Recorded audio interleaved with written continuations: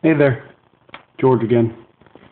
I was sitting around thinking, um, you know, it's tough being an unknown disciple. It's tough not having a big name splattered across the billboard because I find that though you can know the truth, sometimes people just don't want to hear it unless you've got some kind of clout, unless you're a big book author, you're a big televangelist, unless you've got this big name. It's like the name attracts people to the event. If I had a big name and went to so and so's church, I could pack the house. Yet being a rather unknown disciple, you could put my name on the billboard, and it might attract my friends. It'll probably attract my family, maybe those in the community that have heard of me, but it probably won't attract more than that. And I'm okay with that because I know the truth, and I know it's the truth that sets us free. But it's the other side of the spectrum that I'm worried about, that having the big name and drawing the big crowds can be dangerous. It can be dangerous because, well, if people will just believe whatever you have to say because you've got a big name, well, you're in a tough spot.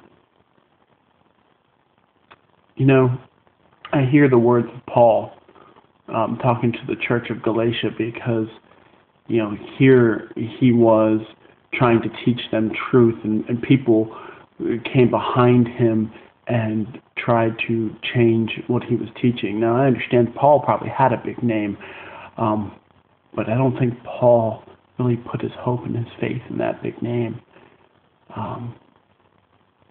Listen, it says, you were running a good race. Who stopped you from following the truth? This change did not come from the one who chose you.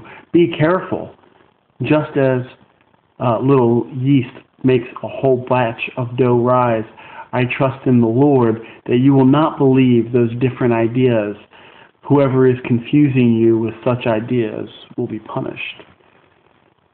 He's talking about, adding something to faith in Christ. He's talking about, adding circumcision to faith in Christ. And he says, my brothers and sisters, God called you to be free,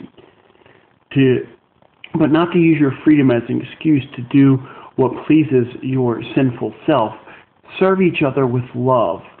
The whole law is made complete in one commandment: love your neighbor as you love yourself. And I think about the itching ears of people who fill churches to hear people with big names, and how they can just add so much, or try to add so much, to the gospel of Jesus Christ and Christ crucified and resurrected, that people are just willing to believe whatever they say. Yeah, I'm okay with being an unknown disciple. I'm okay with knowing the truth and sharing the truth in love, whether people receive it or not. Because I wouldn't trade that for a big name or a book deal or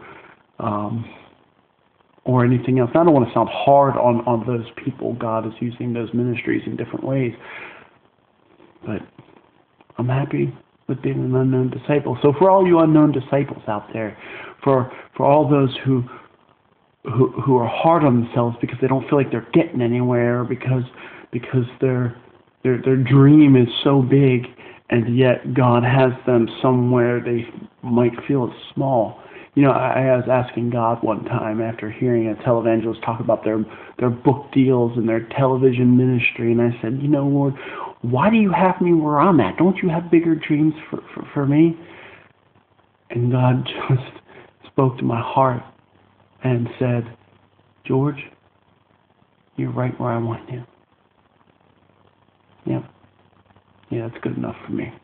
Love you guys.